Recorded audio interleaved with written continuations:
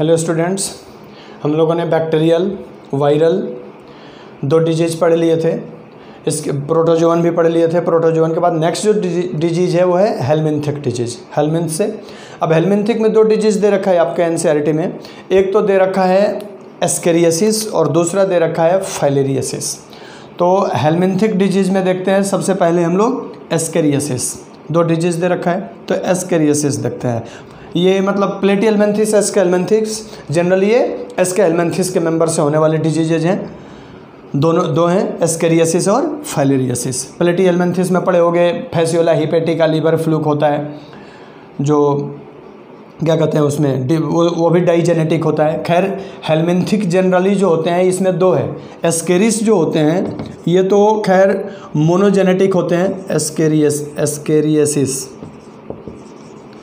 Ascariasis ये Ascaris लुम्ब्रिक्वाइड से होता है। ये एंडोपैरासाइट होता है, यानी बॉडी के अंदर ये पैरासाइट होता है, एंडोपैरासाइट होता है। एक बुचेरेरिया बैनक्रॉप्टा ये भी डाइजेनेटिक होता है। जैसे प्रोटोजोआ की लाइफ साइकिल, प्रोटोजोआ प्लाज्मोडियम की लाइफ साइकिल दो में ऑपरेट होती है, एक तो ह्यूमन और दूसरा फीमेल एनोफिलिज। उसी तरह हेलमिंथ्स वाले में है बुचेरेरिया बैनक्रॉप्टा ही है। एस्केरियासिस जो होता है इसकी लाइफ साइकिल सिंगल होस्ट में चलती है, वो मैन है, मैन की बॉडी के बाहर होता है, कुछ डेवलपमेंट कुछ बॉडी के अंदर रहता है। एस्केरियासिस इसके पैथोजेंस देख लो, पैथोजेंस कौन कौन से हैं। पैथोजेंस कौन कौन से नहीं, सिंगल एक पैथोजन है जिसका नाम है एस्केरिस, पूरा नाम लिख देता हूँ मैं, लुम्ब्रिक्वाइड्स, एस्केरिस लुम्ब्रिक्वाइड्स। अनदर लैंग्वेज में हम इसको राउंड वर्म कहते हैं, राउंड वर्म बोलते हैं। नाम सुना होगा या +1 में पढ़ा होगा एस्केहेलमिंथिस के मेंबर में। पैथोजेंस हो गए एस्केरियासिस के, एस्केरिस लुम्ब्रिक्वाइड्स। मोड ऑफ ट्रांसमिशन, इनका ट्रांसमिशन कैसे होता है? तो इनका जो ट्रांसमिशन हमारी बॉडी में होता है वो भी फीकल ओरल रूट से होता है या कंटामिनेटेड फूड और वाटर से होता है। इसको बोलते हैं फीकल ओरल रूट, और क्या होगा, कंटामिनेटेड फूड एंड वाटर। देखो इसके लार्वा हमारे बॉडी में आते कहाँ से, या ये कह लो कि इसके एग जो होते हैं वो हमारी बॉडी में आते कहाँ से हैं। जो गांव में, अब तो खैर स्वच्छ भारत मूवमेंट है, गांव में भी टॉयलेट बन गए, लेकिन अभी भी कई जगह है जहाँ पे गांव में टॉयलेट नहीं है, लोग एक्सक्रीटा करने के लिए बाहर खेतों में जाते हैं। इसके अंडे ह्यूमन के फीकल मैटर के साथ, एक्सक्रीटा के साथ एक्सक्रीट होते हैं। वो एक्सक्रीटा से जब एक्सक्रीटा ड्राइड होने लगता है, वो एग जो होते हैं वो ट्रांसफ़र होकर चले आते हैं या हवा में स्प्रेड होकर चले आते हैं ग्रीन लीफी वेजिटेबल्स पे, या फिर सॉइल में रह जाते हैं। अगर वो सॉइल किसी, जैसे मान लो कैरेट हो गया, रेडिश हो गया, कुकुम्बर हो गए, ले आए हम घर पे, उसको बिना अच्छे से क्लीन किए, बिना अच्छे से पील आउट किए, उसका छिलका निकाले खा लिए, तो वो एग मतलब सॉइल के साथ या उस ग्रीन लीफी वेजिटेबल के साथ हमारे बॉडी के अंदर चले जाते हैं, हमारे इंटेस्टाइन में चले जाते हैं। ये मेनली अभी बताया था मैंने, एंडोपैरासाइट है, बॉडी के अंदर पैरासाइट होता है। वहाँ पे जाकर के ये इनके एंडी के हैचिंग होती है और फिर ये स्प्रेड होना शुरू हो जाते हैं। थोड़ी सी पैथोजेनिसिटी अभी बताएंगे। तो इनका जो ट्रांसमिशन होता है वो हमारे फीकल ओरल रूट से या कंटेमिनेटेड फूड और वाटर से होता है। हो सकता है जो आदमी काम कर रहा हो वो एस्केरियासिस से ग्रसित हो, आफ्टर टॉयलेट अच्छे से हैंड वॉश ना किया हो, क्लीन ना किया हो, फिंगर नेल्स बड़े हुए हों, तो एस्केरिस के जो अंडे होते हैं वो फिंगर नेल्स में आ जाते हैं। अगर वो किसी पानी को टच कर रहा है या फूड आर्टिकल को टच कर रहा है तो वो अंडे उस फूड आर्टिकल पे आ जाते हैं, उस फूड आर्टिकल से हमारी बॉडी में आ जाते हैं। तो इस तरह से ये पैथोजन का ट्रांसमिशन होता है। एक बार ये हमारे बॉडी में आ गए तो विदिन मतलब 2 to 3 डेज इनकी हमारे इंटेस्टाइन में हैचिंग हो जाती है, उसके बाद ये फैलना शुरू कर देते हैं। तो मोड ऑफ ट्रांसमिशन जो होता है इसका, वो कंटामिनेटेड फूड और वाटर। इसके लिए कोई पर्टिकुलर डायग्नोसिस नहीं है कि हम ब्लड टेस्ट करें, ये करें, वो करें। इसके एक ही है कि इसकी सिम्टम्स देख करके हम एस्टिमेट कर देते हैं कि भाई सिम्टम्स क्या क्या हैं, कि पता चले कि फाइलेरियासिस हुआ है, एस्केरियासिस हुआ है। अब सिम्टम्स देखो क्या होगा, जिस भी पर्सन में एस्केरिस आ जाएगा, एक बार इनिशियल सिम्टम्स क्या क्या होता है, साइन एंड सिम्टम्स। तो साइन एंड सिम्टम्स में ये है कि सबसे पहले वाटरी माउथ होने लगता है, मुंह में लगेगा कि ये स्पीच आ रहा है, मुंह में बहुत ज़्यादा सलाइवा सिक्रेट हो रहा है और मूड करेगा कि हम इसको स्पीच आउट करें, तो उसको बोलते हैं वाटरी माउथ। क्या हो जाएगा? वाटरी माउथ हो जाएगा। इसके बाद जो इसके एग्स होते हैं, सॉरी एस्केरिस छोटे छोटे जो होते हैं, वो आकर के लार्ज इंटेस्टाइन में या रेक्टम से वो धीरे धीरे आने लगते हैं एनस की ओर और वहाँ पे इचिंग करना शुरू कर देते हैं। तो वाटरी माउथ के अलावा दूसरा जो सिम्टम है वो है इसका एनल इचिंग। एनल इचिंग होने लगता है इसमें। तो अगर वाटरी माउथ और एनल इचिंग होने लगे तो समझिए कि आप में एस्केरियासिस हो गया है। आप तुरंत इसका प्रिवेंशन करें। एल्बेंडाजोल या मेबेंडाजोल की टेबलेट आती है, उसको खाएं। अब तो गवर्नमेंट स्कूलों में भी बंटवाती है। बच्चों में ज़्यादातर कॉमन होता है ये। बच्चों में एक्चुअल में इसलिए कॉमन होता है कि बच्चे बहुत ज़्यादा सैनिटेशन का ध्यान नहीं रखते हैं। कोई बच्चा कुछ टच किया, सॉइल टच किया या कोई आर्टिकल टच किया, फिर वो माउथ में वो फिंगर टच कर लिया, तो इस तरह से उसमें ट्रांसमिशन हो जाता है। तो बच्चों में ज़्यादातर होता है। छोटा बच्चा है अगर 2 साल 4 साल 5 साल का है तो वो मुंह में फिंगर्स डालना शुरू करता है। वो क्यों करता है अभी इसकी बताते हैं, पैथोजेनिसिटी तो पता चलेगा उसको। ये इसके जो अंडे होते हैं वो हमारे इंटेस्टाइन को परफोरेट करके लंग्स में आने लगते हैं, तो उसको ये लगता है कि यहाँ पे कुछ ना कुछ हमारे लंग्स में रेस्पिरेटरी ट्रैक्ट में है, तो वो मुंह डालेगा, वोमिट करने की कोशिश करने लगेगा, एनल इचिंग करने लगेगा वो, या रोने लगेगा, मतलब भागने दौड़ने लगेगा, उसको समझ में नहीं आएगा। तो समझिए कि इसको एस्केरियासिस हो गया है, एल्बेंडाजोल की सिरप पिलानी पड़ेगी। तो ये इनकी इनिशियल सिम्टम है। आगे देखो करते क्या हैं। इसके बाद इसका बता देते हैं आगे का भी सिम्टम आपके जो एनसीईआरटी में दे रखा है। एनसीईआरटी में ये दे रखा है इंटरनल ब्लीडिंग। मैं लिख देता हूँ एक बार। सीवियर कैसे, ये तो इंटरनल हो गया, मतलब ये पूरा इन्फेक्ट कर देगा तब क्या करेगा? इंटरनल ब्लीडिंग करने लगेगा। इंटरनल ब्लीडिंग करने लगेगा यानी कि इंटेस्टाइन को परफोरेट कर देगा और उसमें ब्लीडिंग होने लगेगी। इसके बाद क्रैम्प्स होने लगेंगे, पेट में मरोड़ करके दर्द होना शुरू हो जाता है। Internal bleeding, cramps, stomach pain, हल्का सा स्टमक पेन शुरू हो जाएगा। और क्या हो जाएगा? इंडाइजेशन न कहो, लॉस ऑफ एपेटाइट, भूख लगना लगभग बंद हो जाता है। लॉस ऑफ एपेटाइट हो जाएगा, भूख लगना बंद हो जाएगा।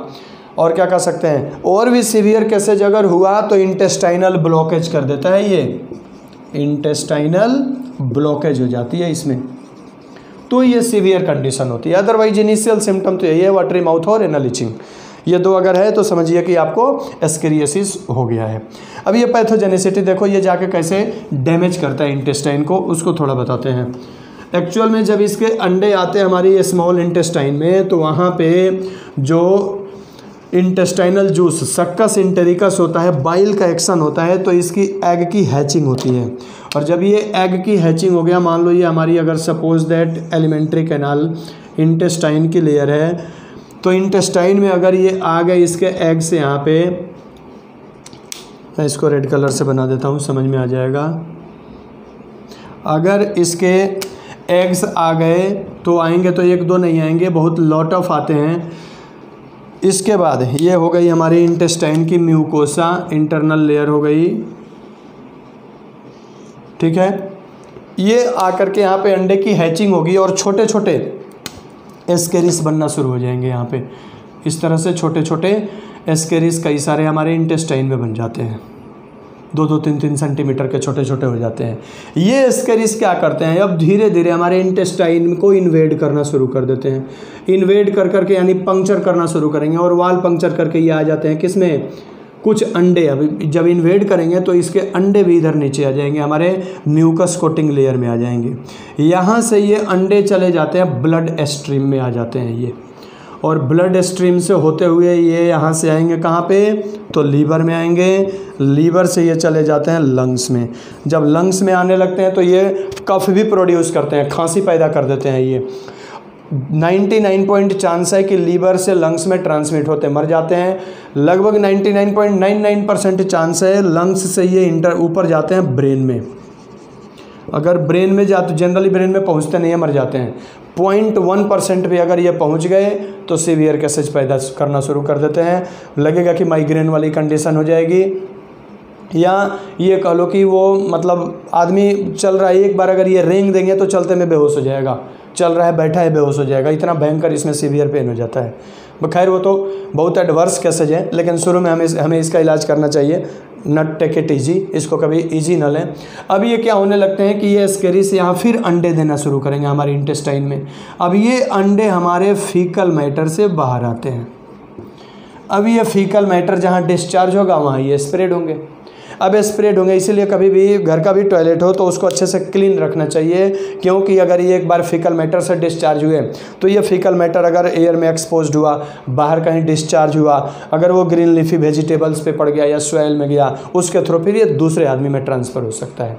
अब क्या होगा, जब ये पंक्चर कर देते हैं तो यहीं से इंटरनल ब्लीडिंग होना शुरू हो जाती है। अब ये ब्लड आना अंदर शुरू हो जाएगा। प्रॉब्लम तब क्रिएट होने लगती है जब ये अल्सर बना देंगे बड़े बड़े, और इस अल्सर के कारण ये पूरा का पूरा पैसेज क्या हो जाएगा, इतना दूर का ब्लॉक कर देते हैं, ये जिसको इंटेस्टाइनल ब्लॉकेज बोलते हैं। इतनी ज़्यादा एस्केरियोसिस हो जाएंगे इसमें कि फूड सप्लाई बंद हो जाएगी, मिलियन में बनने लगते हैं बाद में, ये बहुत लार्ज स्केल पे प्रोड्यूस होते हैं ये।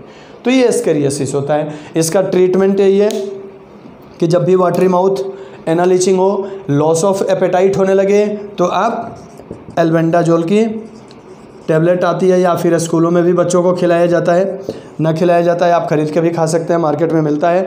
अगर एक बार एक टैबलेट खाए नहीं, अगर क्लियर हुआ, मतलब सही हुआ एनल ईचिंग वाटरी माउथ, एक हफ्ते बाद फिर एक और खा लें, तुरंत दूसरे दिन नहीं खाया जाता है, विद इन वीक का गैप दिया जाता है इसमें। उसके बाद भी है तो 3 गोली बहुत होती है, हालांकि जनरली एक टैबलेट दे दिए जाते हैं तो सफिशिएंट होता है। गवर्नमेंट इसीलिए स्कूलों में इसको खिलाती है, बच्चों को ना रोकें, अगर गवर्नमेंट इसको दे रही है तो बच्चों को खाने दें। ये एस्केरियोसिस था। एस्केरियोसिस के बाद सेकंड जो दे रखा है हेलमिन्थ में, वो है फाइलेरियोसिस। फाइलेरियोसिस जो होता है ये 2 तरह के वुचेरेरिया की स्पीसीज से होता है। डाइजेनेटिक पैरासाइट है। सेकंड आइए देखते हैं फाइलेरियोसिस। फाइलेरियोसिस अनदर लैंग्वेज में इसको हम बोलते हैं एलिफेंटियोसिस। एलिफेंटियोसिस इन द सेंस दैट इसमें पैर जो होता है वो हाथी की तरह मोटा हो जाता है, हाथी पाँव भी बोलते हैं इसीलिए एलिफेंटियोसिस को। इसके पैथोजेंस देखिए 2 हैं, एक है वुचेरेरिया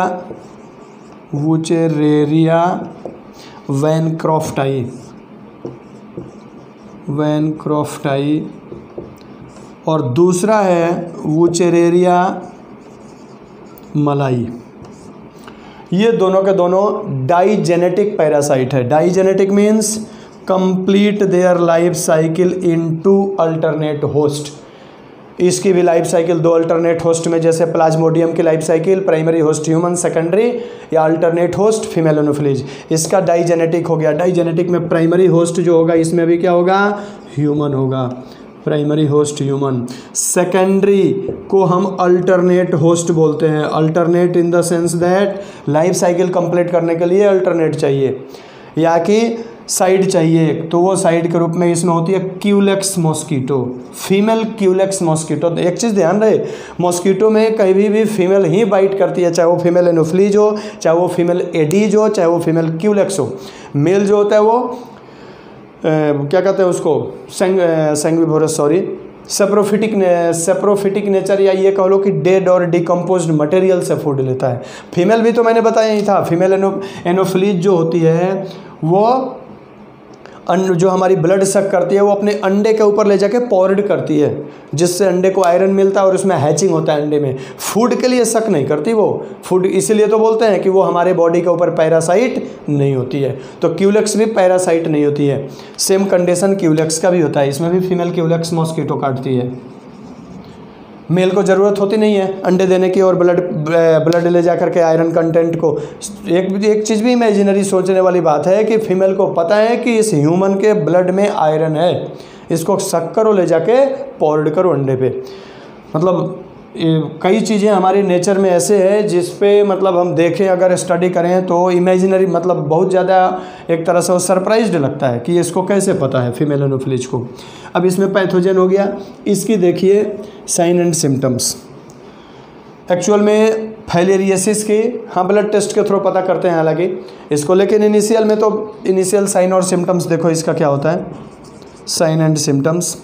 एक्चुअल में ये डाइजेनेटिक है, तो जब ह्यूमन में मॉस्किटो बाइट करेगी तो सबसे पहले अगर ये इसके मतलब क्या कहते हैं एग जब आएगा या इन्फेक्टिव स्टेज आएगा, तो वो इन्फेक्टिव स्टेज आकर के हमारे किसी भी पर्सन के फर्स्ट जो अटैक होता है उसका या फर्स्ट जो टारगेट होता है वो होता है गोनेट्स। ये अटैक कहाँ करते हैं? गोनेट्स पे। गोनेट्स यानी कि टेस्टिस या ओवरी पे अटैक करेंगे। ये फीमेल है तो ओवरी पे, टेस्टिस है, मेल है तो टेस्टिस पे अटैक करते हैं। अब ये गोनेट्स में आएंगे तो गोनेट्स में ये क्या कर देते हैं? इन्फ्लामेशन करा देते हैं, यानी टेस्टिस में इन्फ्लामेशन हो जाता है। टेस्टिस में इन्फ्लामेशन हो जाएगा और बहुत हाईली पेनफुल कंडीशन हो जाएगी, उठना बैठना चलना भी मुश्किल हो जाता है। तो समझिए कि फाइलेरियोसिस के सिम्टम क्रिएट हो गए हैं। अब एक अगर टेस्टिस में जब है उसी समय हमने इलाज कराया, किसी डॉक्टर से कंसल्ट किया, डॉक्टर देख लेता है, सिम्टम पता कर लेता है, माइल्ड फीवर हल्की सी आती है शुरू में, इसमें भी फीवर के साथ अगर टेस्टिस में इन्फ्लामेशन हो जाए तो समझिए कि फाइलेरियोसिस की एंट्री हो चुकी है आपकी बॉडी में। तुरंत किसी डॉक्टर से कंसल्ट करें या टेस्ट कराएं। उसके बाद ये टेस्टिस में अगर हमने इलाज कर दिया, जनरली एंटीबायोटिक दिया जाता है, शायद डाई इथाइल हेट्राजान बोलते हैं उसको, DEC बोलते हैं या हेट्राजान नाम है। खैर आप ऐसे मत ना खा लें इसको जाकर के दुकान से कि हेट्राजान दे दो, खाने हैं हमें। एक डॉक्टर से एक बार सलाह ले लें, बिना डॉक्टर के प्रिस्क्रिप्शन के कोई भी मेडिसिन नहीं लेनी चाहिए। इसमें इन्फ्लामेशन सही हो जाता है, हालांकि डॉक्टर खैर जानता है इसका डोज कितना देना है, क्या करना है, आप ना खाएं खरीद के। इन्फ्लामेशन अगर टेस्टिस को हमने अवॉइड कर दिया, इलाज नहीं कराया, उसके बाद ये टेस्टिस से चला आता है लोअर लिम्स में, लिम्फेटिक सिस्टम ऑफ या lymphatic tissue of lower limbs. ये क्या होगा कि टेस्टिस से चलाएगा लिम्फेटिक क्या कहोगे इसको, डक्ट या lymphatic system of lower limbs यानी लोअर लिम्स यानी लेग्स में आ जाएगा। एक बार अगर ये लिम्फेटिक डक्ट में चला गया, हमारे लिम्फेटिक सिस्टम में लग के चल रही लोअर लिम्स में चला गया, उसके बाद ये लिम्फेटिक टिश्यू में या लिम्फेटिक डक्ट में स्वेलिंग करा देगा। इतना हाईली स्वेलिंग हो जाएगा कि पूरा का पूरा पैर हाथी पाँव या हाथ एलिफेंट की तरह मोटा हो जाता है। फिर उसका कोई ट्रीटमेंट नहीं है। हालांकि इसको अब तो खैर ऑपरेट करके इसका भी इलाज किया जा रहा है, लेकिन नेचुरल होता है, इसलिए कोशिश करें कि प्राइमरी कंडीशन में ही हम इसे रोक दें। कभी भी कोई अगर इस तरह का कंडीशन हो उसको टॉलरेट ना करें कि भाई चलो कुछ दिन देखते हैं, कांट हैपन, ऐसा ना करें कभी भी।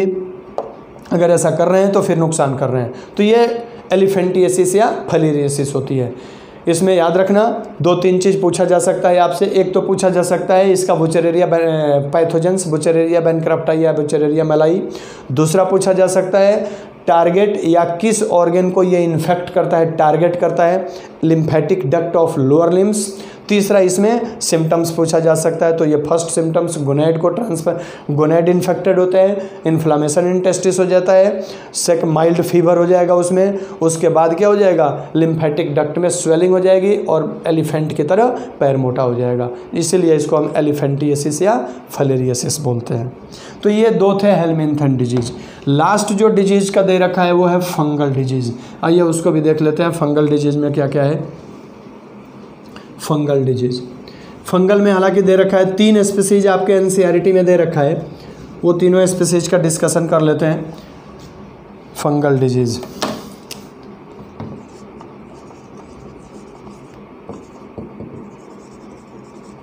फंगल डिजीजेज में एक चीज़ ध्यान रखना कि फंगल जब भी होता है तो ये हमारी बॉडी के जनरली एक्सटर्नल होता है। एक्सटर्नल या उसी को बोलते हैं हम एक्टोपैरासाइट। क्या बोलेंगे उसको, एक्टोपैरासाइट होगा। एक्टोपैरासाइट होगा तो या तो हमारी किसको इफेक्ट करेगा, ये एक्सटर्नल में स्किन को करेगा, या फिर किसको करेगा, नेल्स को करेगा, या फिर किसको करेगा, हेयर को करेगा। तो ये मेनली जो इन्फेक्ट करता है फंजाई वो हमारे स्किन को करता है, नेल्स को करता है और हेयर्स को करता है।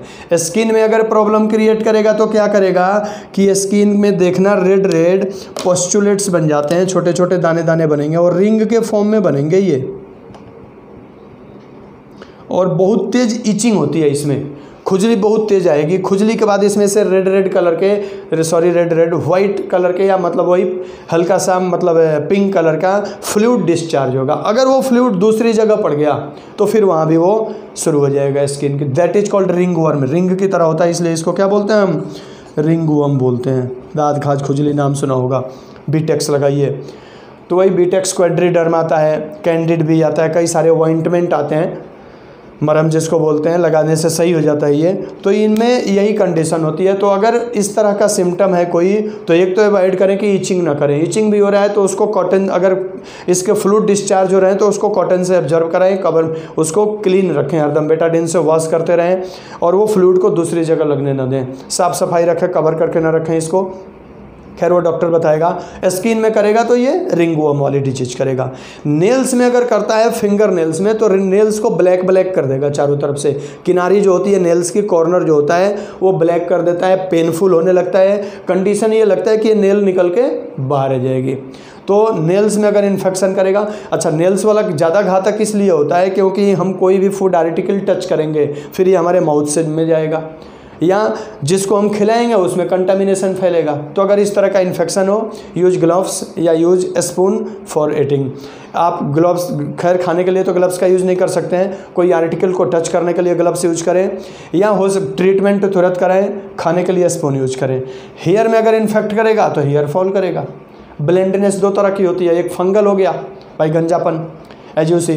गंजापन जो होता है दो तरह का होता है, या तो जेनेटिक और दूसरा होता है फंगल। जेनेटिक होगा तो उसका भी कोई इलाज नहीं है। फंगल अगर होगा तो हम उसको रोक सकते हैं क्योंकि उसमें ईचिंग होना शुरू हो जाता है, ईचिंग होने के बाद अपने आप हेयर फॉल शुरू हो जाता है। तो ये 3 तरह के होते हैं। अब ये तीन स्पीसीज दे रखा है आपके बुक में भी फंगल के। आइए उसको देखते हैं। एक दिया है ट्राइकोफाइटोन। ट्राइकोफाइटोन 3 स्पीसीज है, तीनों का नाम पूछ देता है कई बार बोर्ड में। एक है ट्राइकोफाइटोन, मतलब फंजाई की 3 स्पीसीज है।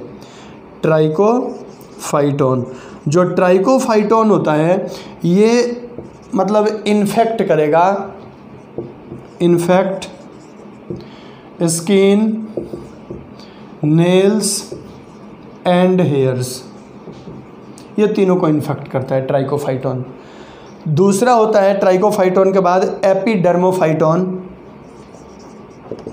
एपिडर्मोफाइटोन ये क्या करता है कि स्किन और नेल्स को करता है, not hairs, in fact skin and nails, not hair, hair में नहीं करेगा।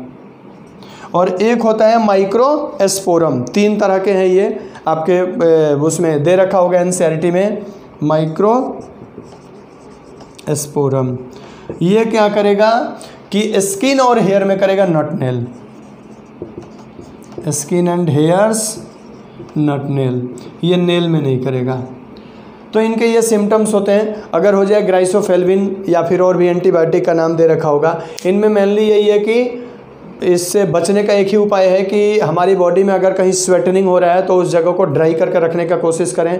क्लॉथ ऐसे पहने जो स्वेट को एब्जॉर्ब करें। अदरवाइज स्वेट एब्जॉर्ब नहीं हो रहा है तो जनरली आर्मपिट्स हो गए, प्यूबिक रीजन हो गए, वहाँ पे फंगल इन्फेक्शन या रिंग वर्म के चांस ज़्यादा होते हैं, तो उनको प्रोटेक्ट करके रखें। ये मेन डिजीजेस थे, यहाँ ख़त्म हुए। इसके बाद हम लोग न्यू टॉपिक शुरू करेंगे, इम्यूनिटी। ओके।